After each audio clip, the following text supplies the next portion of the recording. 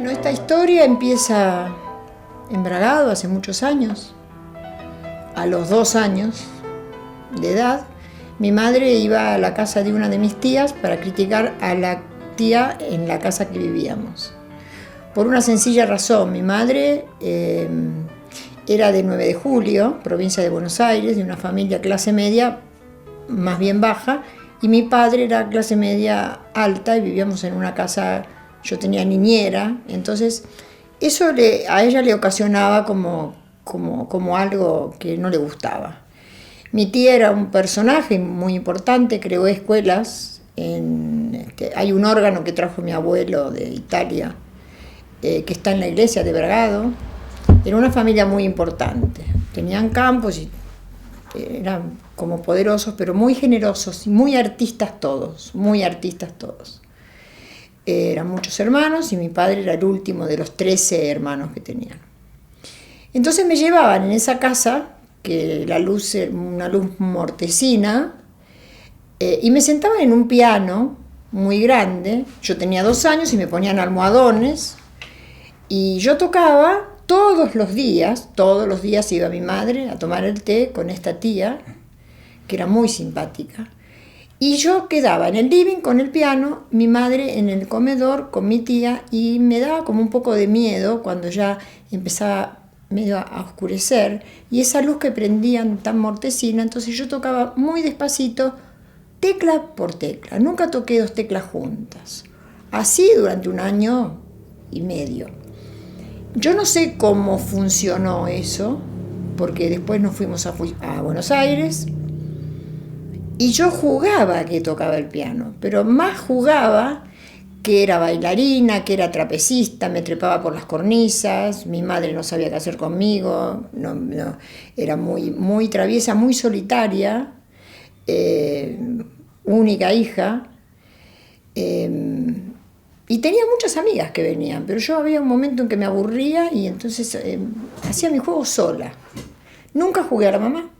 Siempre jugaba que era artista, que estaba en un escenario y que todos me aplaudían. O sea, que mis amigas servían para aplaudirme, bailara, fuera trapecista. Nunca pianista, nunca jugué a que era pianista. Sí jugaba a que enseñaba y me ponía un chal azul y un cajón azul de los juguetes, que era mi color predilecto. Lo daba vuelta, entonces ponía un reloj y yo hacía como que era la maestra con un alumno imaginario. A los 5 años, una fiesta en una quinta y un piano.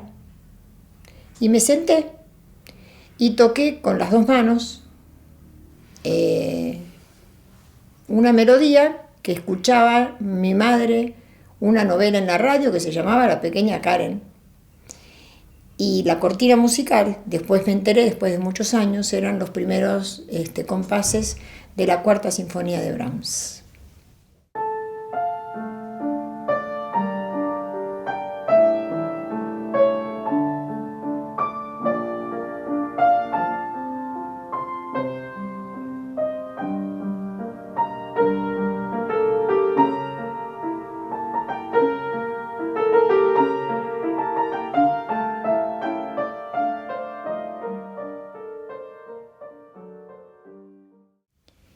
Toqué con las 2 manos los acordes y claro, cuando me escucharon tocar, corrieron todos los que estaban en el jardín. ¿Quién te enseñó? ¿Quién te enseñó? ¿Quién te enseñó? Nadie, yo sola. Bueno, quedó como anécdota.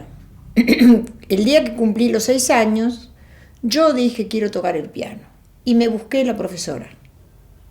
Una profesora espantosa, que no me dejaba. A mí lo que me importaba era tocar un piano, cualquier piano. No me importaba a dónde tenía que ir o encontrar un piano. Era como mi juguete, mi meta, sin saberlo, inconscientemente. Pero tocaba todo lo que escuchaba por Radio Nacional. Escuchaba todo y lo reproducía y lo cantaba. Y hacía como que tocaba en la mesa de la cocina o en el cajón de los juguetes o donde había una madera.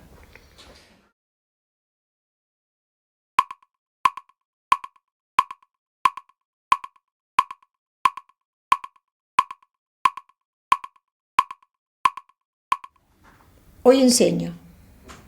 Y enseño todo lo contrario a lo que me enseñaron a mí.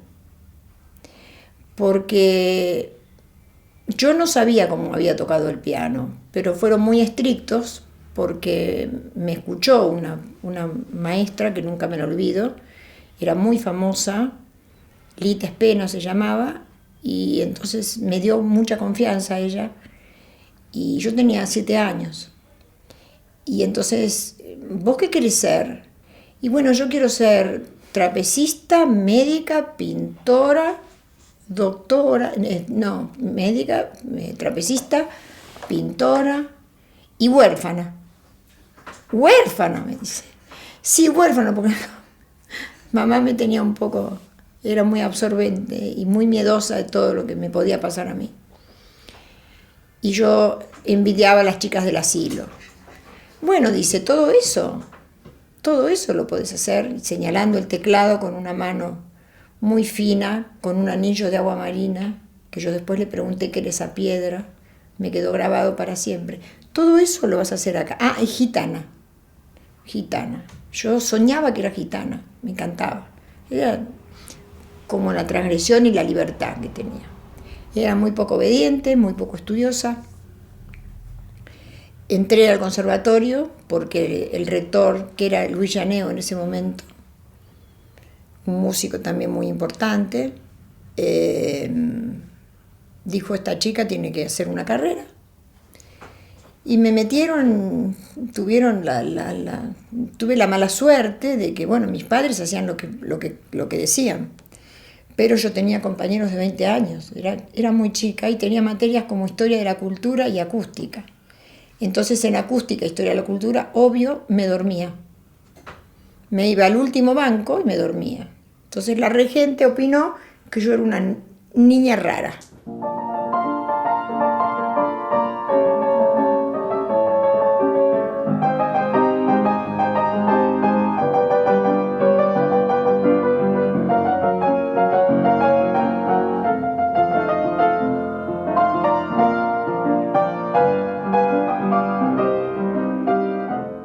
Yo no tengo miedo a la escena, al contrario, me encanta, pero de alguna manera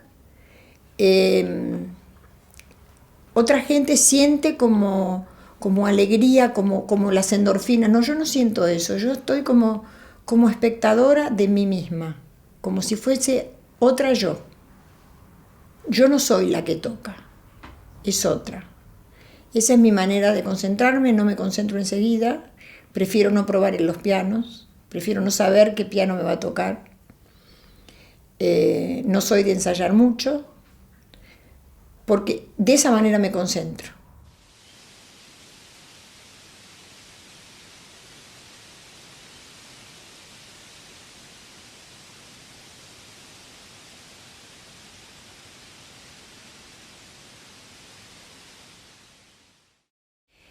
Mi llegada a Salta es para terminar con el piano y con la enseñanza. Yo en ese momento tenía 100 alumnos en el UNA de música de cámara.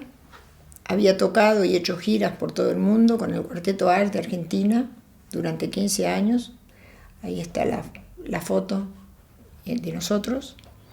Ya había hecho todo, había tocado en el Colón, había tocado en grandes teatros, había hecho toda una carrera, pero un problema que no se pueden resolver, los problemas cuando entra la familia en juego. No pude con esa cosa que hacía de mi sentimiento. Vendí mis 2 pianos y me vine a Salta y me ofrecí a ser voluntaria del San Bernardo. Y me retaron. Me dijeron que yo les podía sacar el trabajo a otros si era voluntaria. Entonces, medio como que ya no empecé a entender qué pasaba a partir de mi autoexilio, qué estaba pasando. Y un día me lo encuentro a Iscaray por la calle, pues yo había tocado el concierto de Brahms con la Sinfónica de Salta, me había ido muy bien, y me dice, ¿por qué no presentas un proyecto? Porque yo en realidad no quiero, es como que ya terminé. Estaba como muy mal, yo supongo que como dicen ahora, una crisis de angustia, ¿no? Y él me dijo, no, yo puedo hablar con el doctor Romero y un proyecto, tú que has ido con el Cuarteto Ars, que ha sido tan famoso, que has hecho giras, has hecho clases magistrales. Bueno, me encontré un día en el despacho de Romero con Iscaray. Romero me había conocido en Buenos Aires porque había ido al Colón cuando yo había tocado, sabía mucho de música, hablamos mucho de música, y me dijo unas palabras que yo nunca olvidé. Me dijo, una a Salta, una a los músicos de Salta, con la música académica, con la otra también, pero con la música académica, que empiecen a hacer. Eso hice. Fui invitada al festival de Marta Argerich en el 2005 y llevé un cuarteto de acá. Empezaron a tocar músicos de la orquesta y así empezó Todos al Escenario, porque yo tenía el Salón Victoria.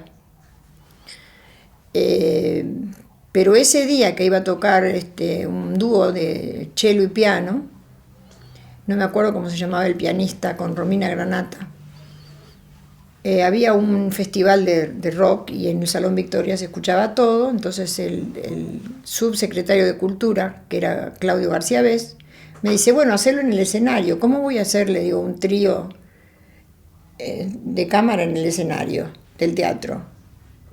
Se hace en salas chicas música de cámara. No, meté la gente en el escenario. Entonces subimos la gente al escenario, que era más grande que el Salón Victoria. Entonces yo le puse Todos al Escenario. Y cuando tocábamos en otro lado, todos los escenarios. Así fuimos a Buenos Aires, fuimos a la Usina del Arte, fuimos a Luna, hice dar clases en el Luna, tocaron en la Biblioteca Nacional, fuimos a Bolivia. Yo fui a Bolivia durante 6 años, a los festivales de piano, que eran muy importantes. En Bolivia hay muchos talentos de pianistas increíbles.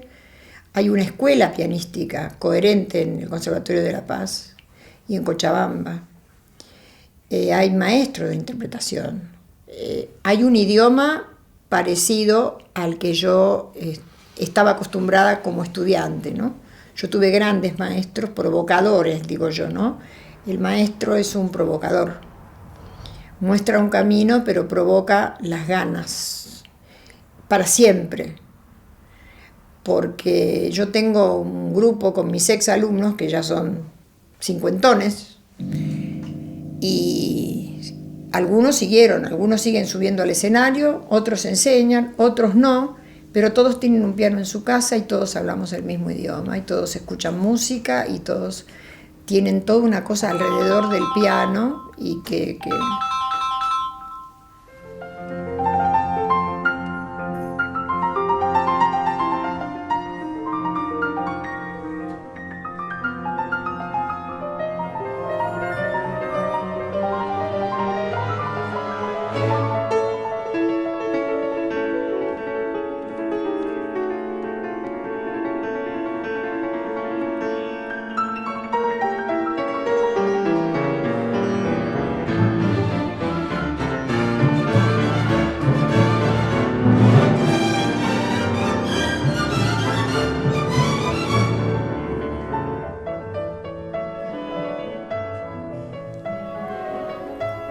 la mayor emoción la tuve hace 2 años, cuando volví a Luna a hacer un concierto y estaba repleto de gente, alumnos, exalumnos, gente que me conocía, repleto. Nunca pensé en las escaleras de abajo, de arriba, la gente sentada en el suelo, y cuando salí se pararon todos, me aplaudieron, y yo estaba como... Iba a tocar las 4 baladas de Chopin y una sonata de Chopin con Romina Granata, que habíamos dado una clase magistral cada uno. Dar una clase magistral en el Luna no es dar una clase magistral cualquiera, o sea que están todos los músicos esperando, hasta los jóvenes, ¿no? Entonces hay que tener respuestas, hay que saber tocar lo que vos estás enseñando, y hay que ser muy segura. Romina estuvo impecable, tuvo miedo al principio, pero estuvo impecable. Pero cuando yo termino de tocar, la hija de mi nieta, que no me conocía prácticamente porque yo había ido y la había visto de bebé, estaba en brazos de su abuelo, mi yerno, y se bancó todo el concierto. Es una belleza de nena, muy sensible. Y cuando terminó el concierto, corrió y me abrazó. Y eso fue, creo que, el recorrido, vi todo el recorrido de mi vida y la vi a ella que venía y me abrazaba y me miraba con total admiración y me besaba. Ese fue el momento más emocionante porque estaban todos mis hijos, mis nietos y mi bisnieta, y mis exalumnos, que vivían algunos en Mendoza, estaban todos.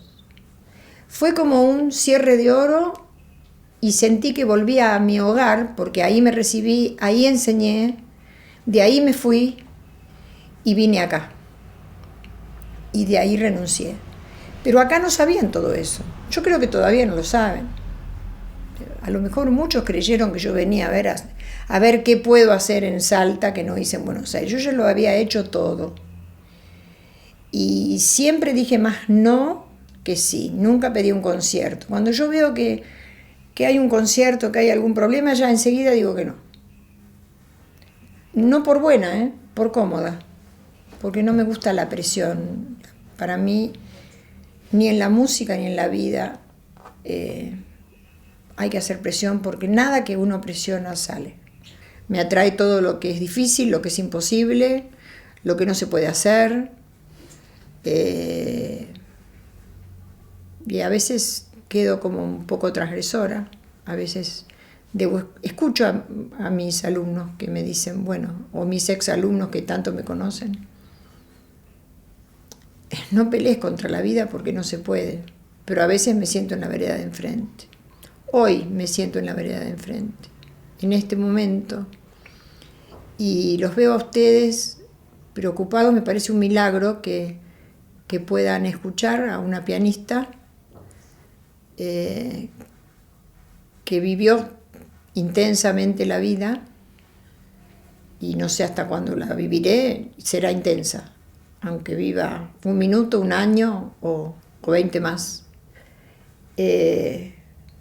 Y me maravillo porque veo todo un desapego hacia lo que es cultura o aprendizaje o sorpresa o magia, o buscan el facilismo.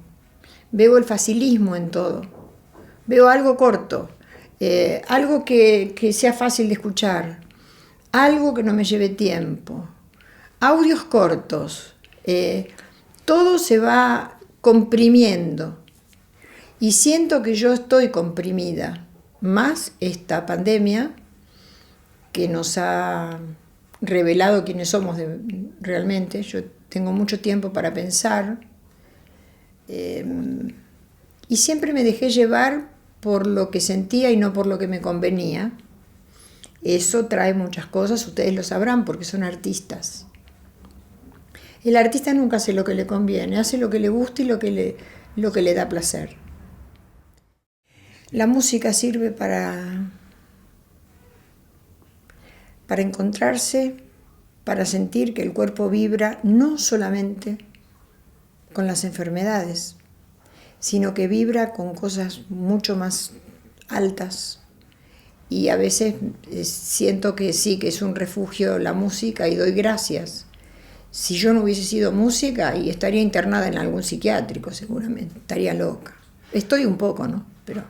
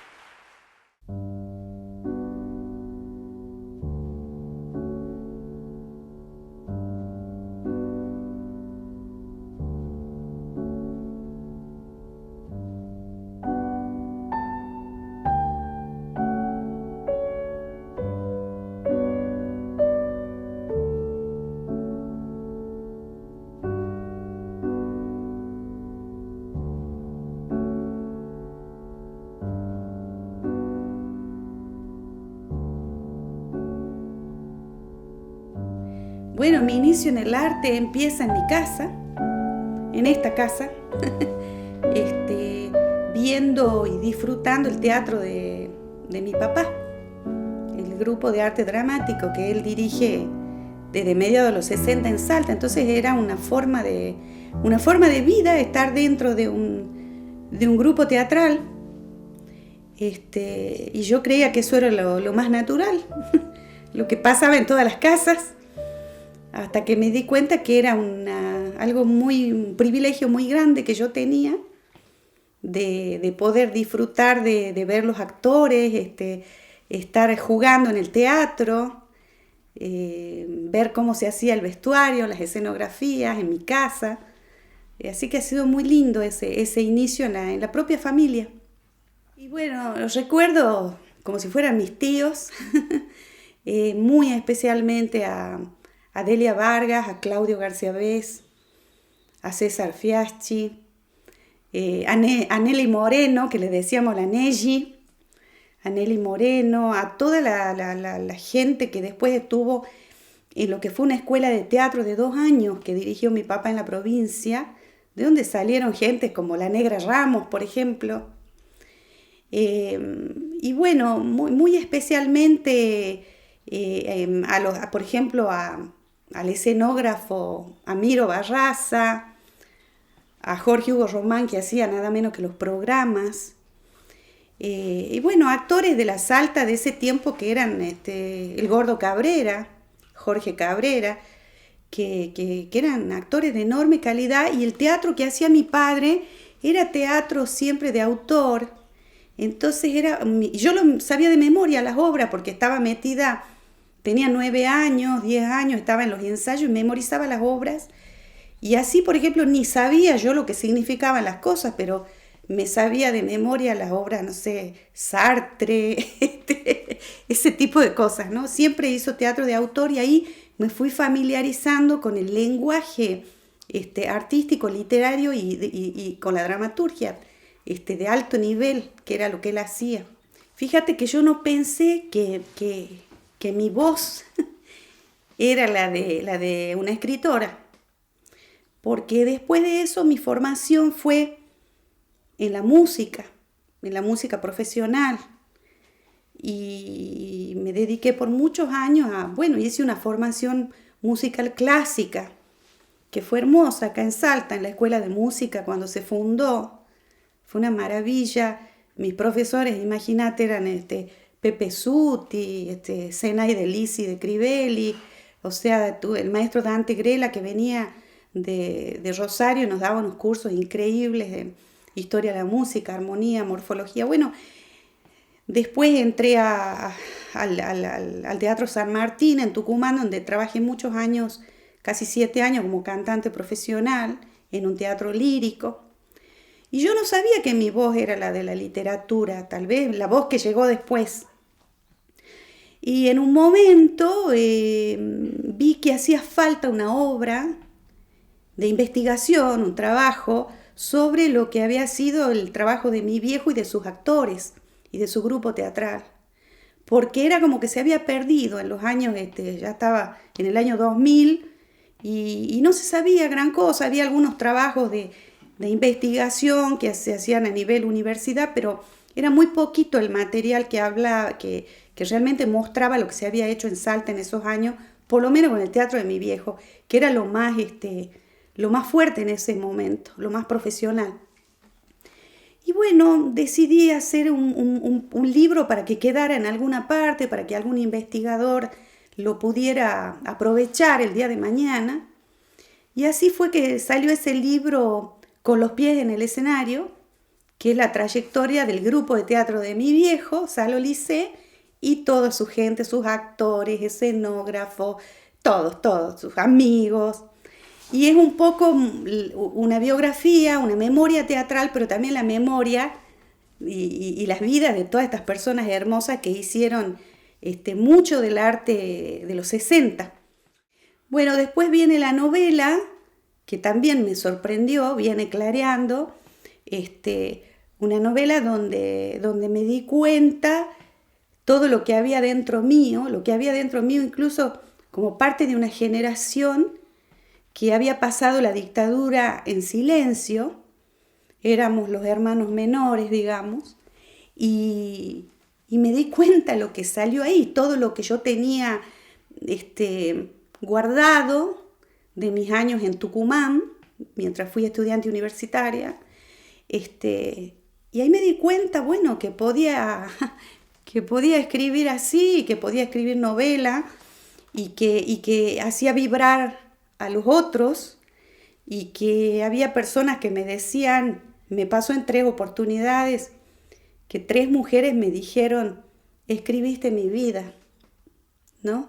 Así que esa novela que yo pensé que podía ser acá para mi familia, digamos, cuando la llevo a Buenos Aires me la publicaron inmediatamente, Leviatán, que era un buen sello editorial, y enseguida esa novela tuvo la suerte de ser, se interesó una editorial en Estados Unidos, The Feminist Press, y está publicada en Estados Unidos, pero al poco tiempo que se publicó en Argentina.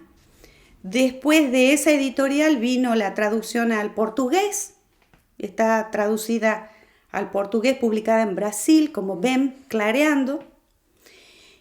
Y bueno, actualmente tiene varias reediciones, anda por el mundo, y ahora hace poco ha sido publicada en Turquía y se llama, me encanta el nombre, se llama Safakta Ayrılık, que significa algo así como partiendo al amanecer o partiendo con la aurora, preciosa, traducida al turco. Así que bueno, esa fue mi segunda novela que a mí misma me sorprendió que pudiera hacer y que saliera con esa, bueno, naturalidad. Es un homenaje, claro, y ese Viene Clareando es la samba que está presente en la novela, ¿no? En varias partes, porque Viene Clareando es una canción de alguien que tiene que irse mientras no ha salido el sol todavía, tiene que dejar todo lo que era su vida y evidentemente tiene que exiliarse, ¿no? Entonces esta es una novela que, me decían algunos críticos, es una novela del exilio interior, del que tiene que irse en esas condiciones, ¿no? Y esa samba de Yupanqui, bueno, pues lo dice todo, además está ambientada en el norte argentino y es también una novela del paisaje, mucho del paisaje, y es una novela también muy interior, que yo nunca pensé que podía interesar a otros públicos. O sea, en Norteamérica, ¿qué puede interesar lo que le pasa a una chica en Tucumán que tiene que partir al alba, escapando a que la mate el terrorismo de Estado, ¿no? Así que, bueno, y en Turquía y en Brasil, esas son cosas que bueno, celebro, ¿no? Que se puedan entender.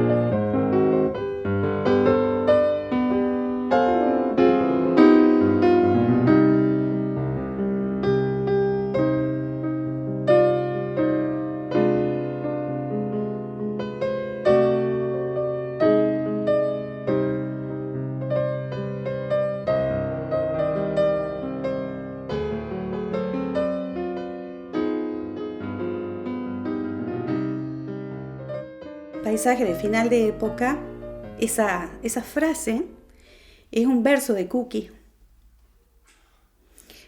Algo así dice, estoy parada sobre este paisaje de final de época. Y eso fue.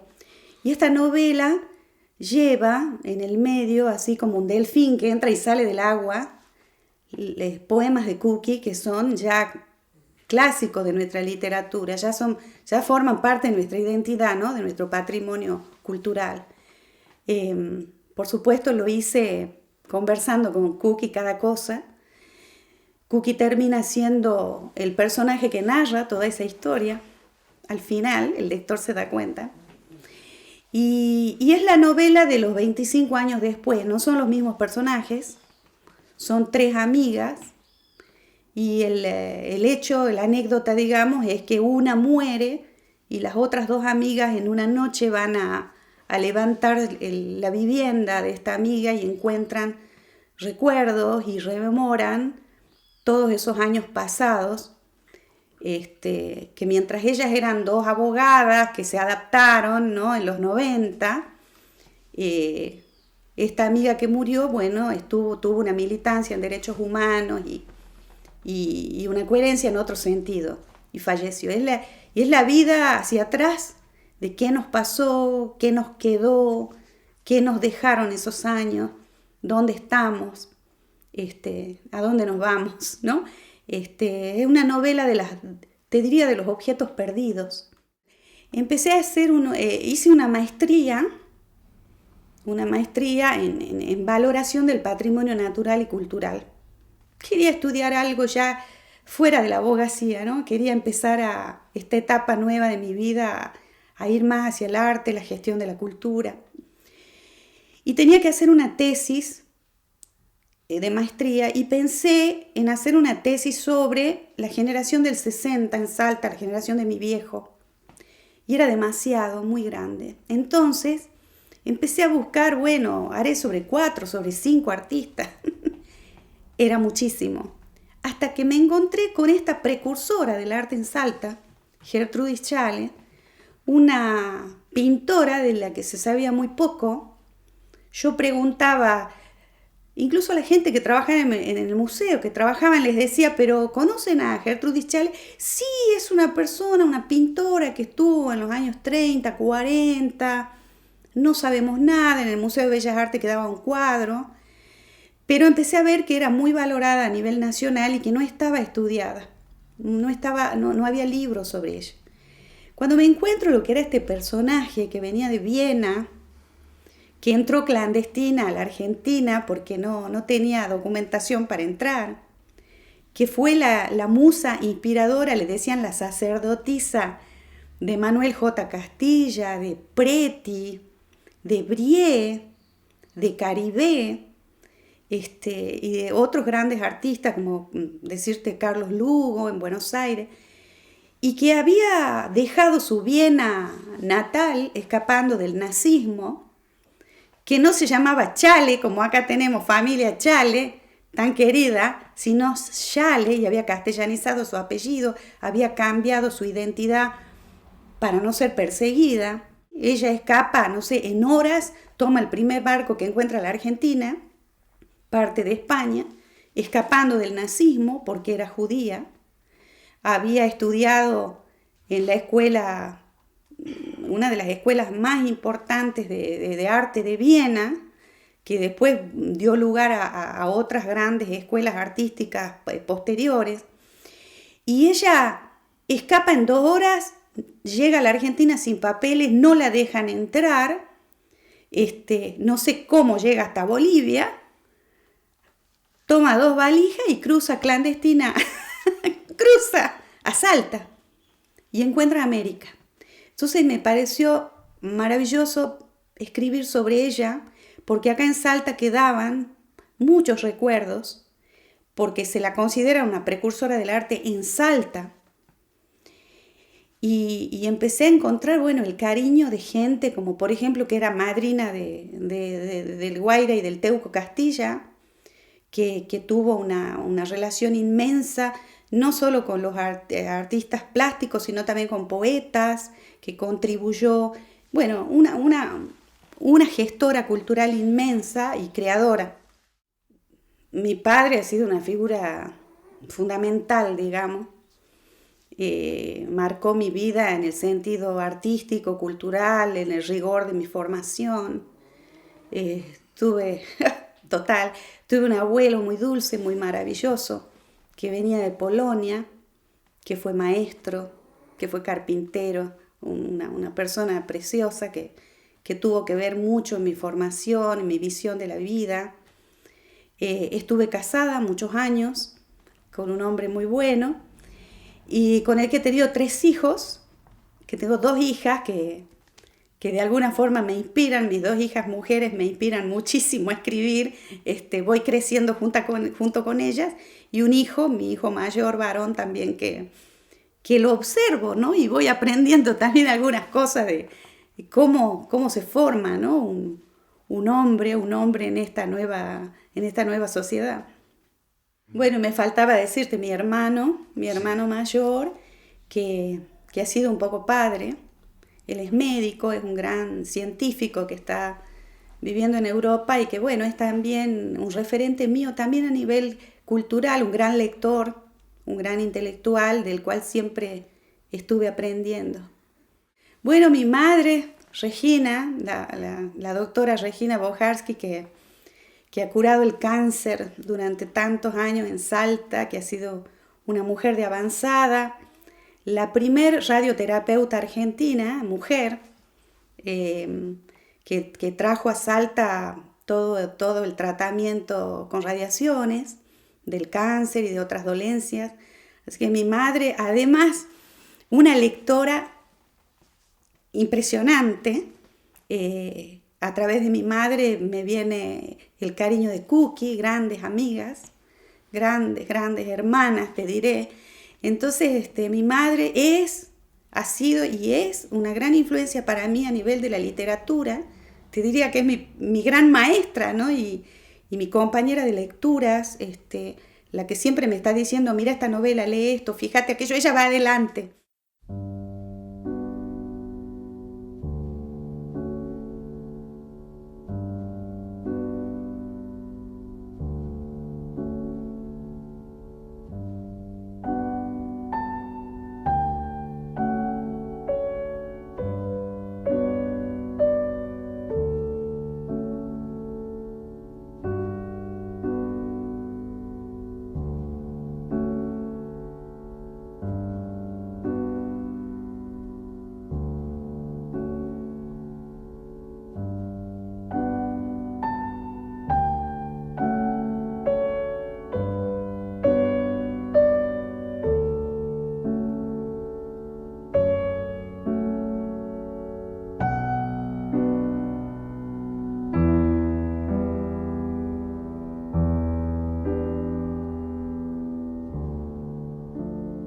¿Para qué se escribe? Bueno, es lo que uno siempre se pregunta. ¿Para qué se hace una obra de teatro? ¿Por qué este deseo de pintar? ¿Por qué este deseo de hacer, una puesta musical? Es una necesidad. No, yo a veces digo, pero podría estar haciendo otras cosas, ¿no? Y estoy acá sola, horas, días, meses escribiendo. Es una necesidad posiblemente, como te dije antes, de testimoniar una época, un tiempo, de que memorias no se pierdan. Es una necesidad de contar dolores, alegrías, cosas que nos ayuden a llevar una vida más plenamente humana. Es mi pequeña contribución para que este mundo, sea un poquitito mejor que cuando uno lo recibió.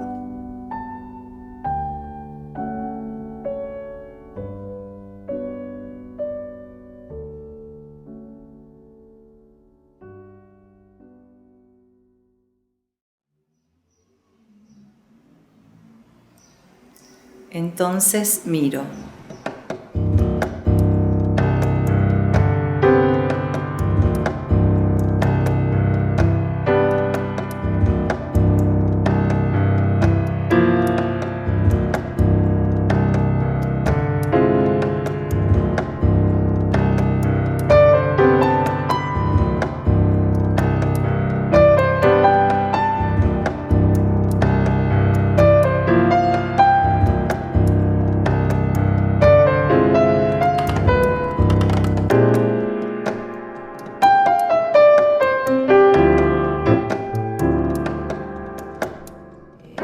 Nací acá en la ciudad de Salta, que nosotros vivíamos en el campo, en la isla.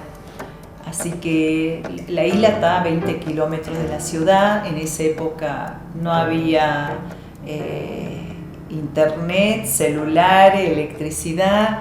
La electricidad funcionaba con motor eléctrico que se encendía a las 7 de la tarde y hasta las 10 de la noche.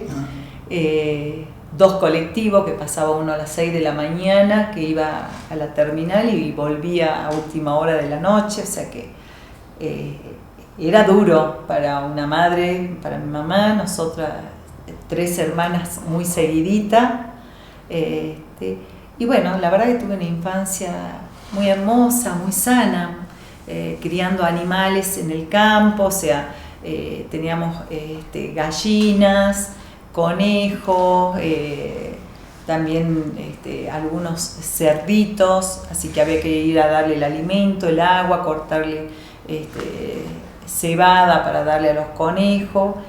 Y bueno, tuve una infancia muy, muy pura, muy de jugar con lo que nos ofrecía la naturaleza, de treparme al sauce y colgarme del sauce y tirarme en la represa, de jugar en la sequía con mis hermanos, y bueno, tampoco habían juguetes, era en época donde la situación económica también era muy complicada, así que jugábamos con la latita de sardina, la latita de picadillo, y jugábamos en el barro, dibujábamos o hacíamos nuestra rayuela con las cañas de encañar el tabaco, qué sé yo, esa era nuestra diversión, ¿no?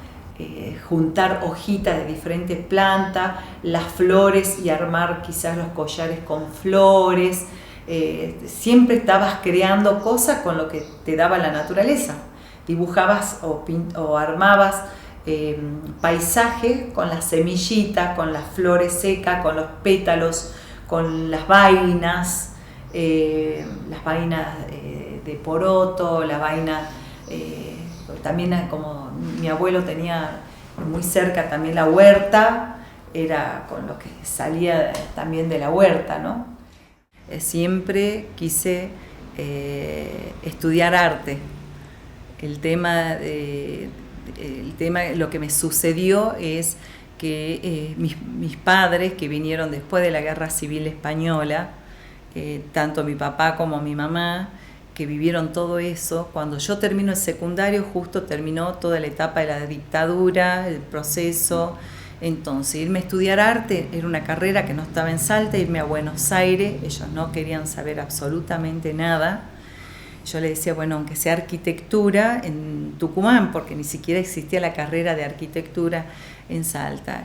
Y bueno, al no tener la posibilidad de poderme ir a estudiar arte a Buenos Aires ni a otro sitio, que tenía que elegir una carrera en Salta, me quedo en Salta a estudiar, pero desde niña, apenas nos vinimos a la ciudad, mi mamá siempre me mandó desde muy chiquita a los talleres libres.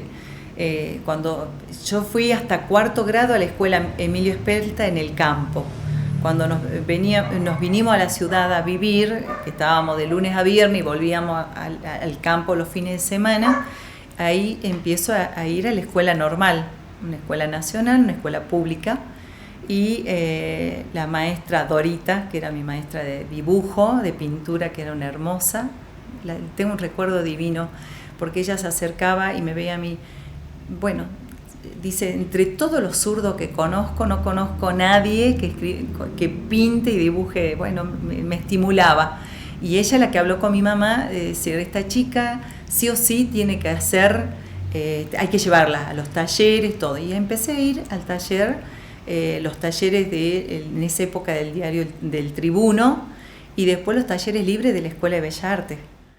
Como siempre era una apasionada en esto y siempre una buscadora incansable en esa necesidad de aprender, fui tomando clase con diferentes profesores, maestros, que me ayudaron muchísimo en este crecimiento, ¿no?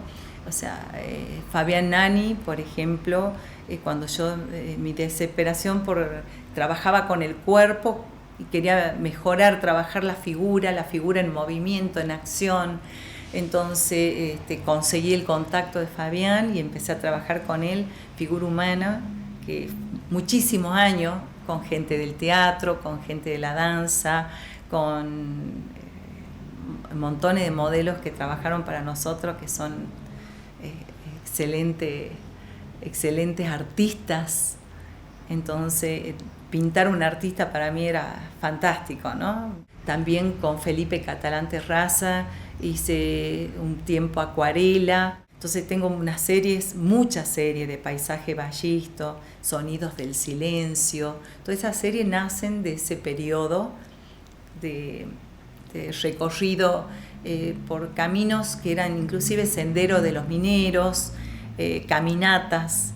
Entonces hacía mi registro y volvía, y cuando tenía el hueco entre chicos que dejaban el colegio y tenía mi espacio para poderme sentar en mi taller tranquila a pintar, surgieron esta obra. Y la música como algo que fue una pasión desde niña, o sea, yo a la noche era la única de todos mis hermanos que dormía con una radio chica al costado y siempre estaba buscando la mejor música, grababa mis propios CD, entonces siempre trabajé con la música. La verdad que para pintar siempre armaba primero mi atmósfera, mi clima, que me sacaba del bullicio de la ciudad. Me gusta todo tipo de música.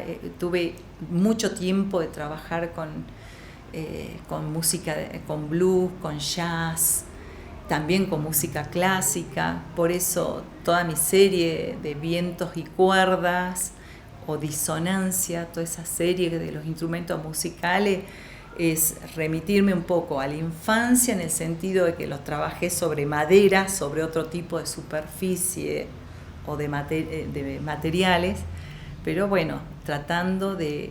La música es algo abstracto, muy difícil pintar la música en sí, una cosa abstracta, pero sí el instrumento, las partituras, jugar con esa magia de cómo armar la obra que lo lleve al espectador a encontrar su propia música, ¿no? Su propio sentimiento.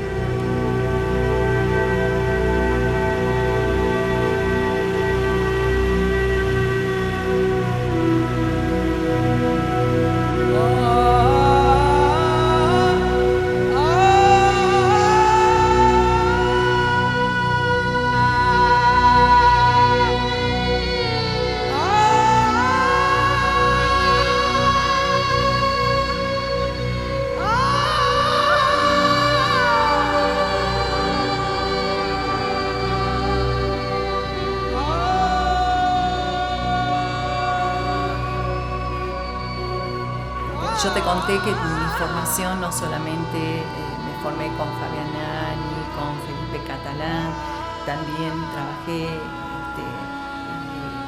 con Horacio Pajé Frascara, entonces aprendí mucho de óleo, el óleo antiguo, porque hice también una serie de Ángeles Alcabucero, el Betún de Judea, los dorados, los craquelados. Después,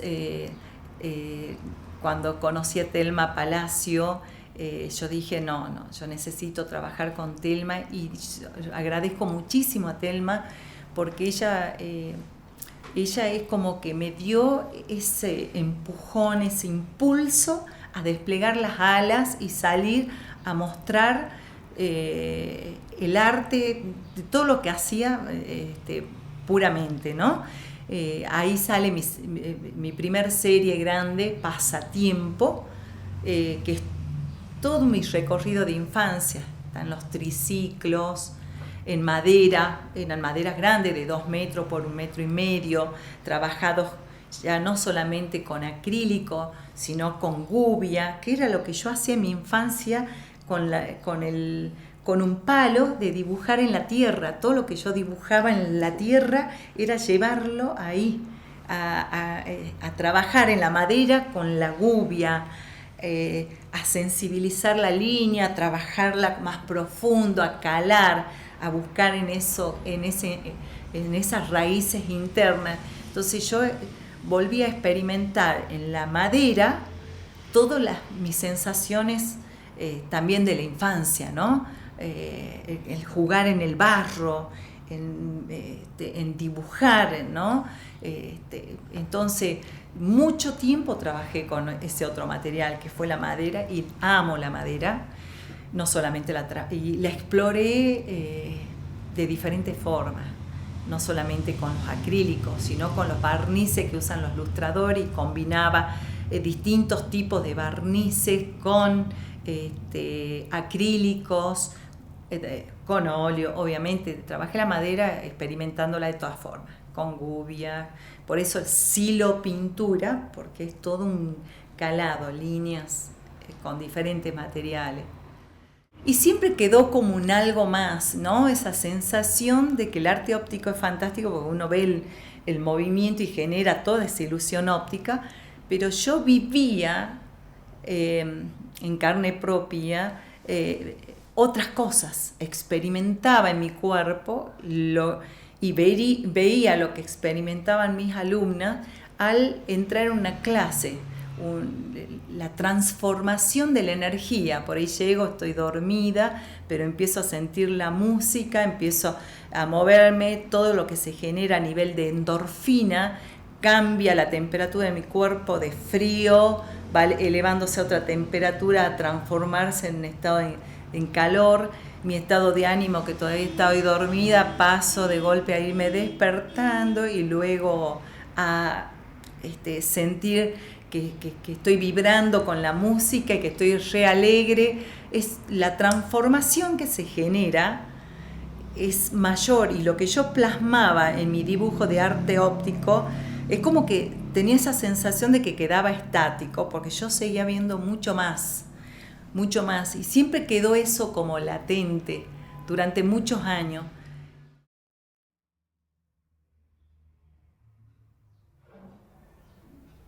Ahora miro.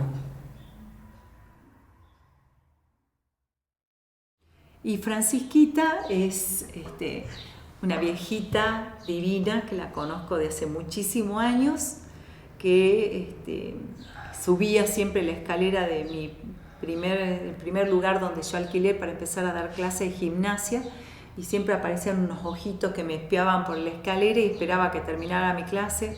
Siempre ella necesitaba algo, entonces yo en lo que podía donarle de la ropa que la gente se olvidaba, de la ropa que yo juntaba de mis hijos, o comprarle fruta o verdura. Bueno, la conozco hace muchísimos años y siempre recorre las calles de la ciudad.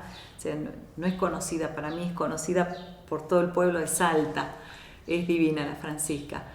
Cuando yo cierro el gimnasio, ella sabe que a una cuadra del gimnasio estaba mi taller, así que siempre pasaba por acá, Siempre la invitaba a tomar un tecito, una leche con una vainillita, y siempre en las charlas de cómo estaban mis hijos, yo cómo estaba su hija, me contaba de sus vecinas, de los avatares.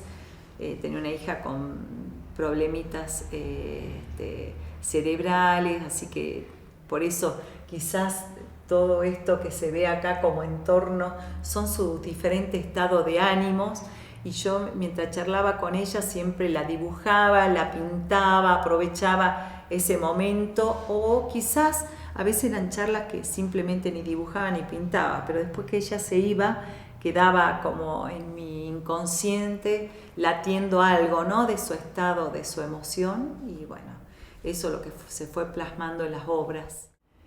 El arte te genera, es una pasión, y es cuando esa pulsión que uno siente por salir, cuando viene la idea y vos podés volcar esa idea en un papel, en una tela, en una lana, en un objeto, moldeando o lo que sea, creo que es algo mágico. Creo que es algo sublime, donde lo sutil se manifiesta a través tuyo. Vos simplemente sos un puente. En el momento en que entendiste eso en el arte, yo creo que de ahí es todo mágico, es magia pura. El ser humano tiene diferentes estados. Hay momentos donde tu estado emocional está pum para arriba, o sea, con toda la energía, y hay momentos donde está la tristeza y te embarga por ahí la melancolía. Yo creo que cuando uno permite que todo eso suceda, es mucho más rica tu obra. Entonces, yo me he permitido mis periodos de inmensa alegría y de juego, como he permitido mis periodos de tristeza, y que saliera una obra que transmitiera el dolor. Lo he pintado a mi padre así como en momentos alegres, lo he pintado en los momentos de en su última etapa de la enfermedad, y ese hacer el dolor también a mí me liberaba y me ayudaba a conllevarlo, desde el poder plasmarlo en una acuarela, en un dibujo. Así que creo que el arte, desde todos los puntos de vista donde lo mire, creo que siempre me salvó la vida en diferentes momentos, ¿no?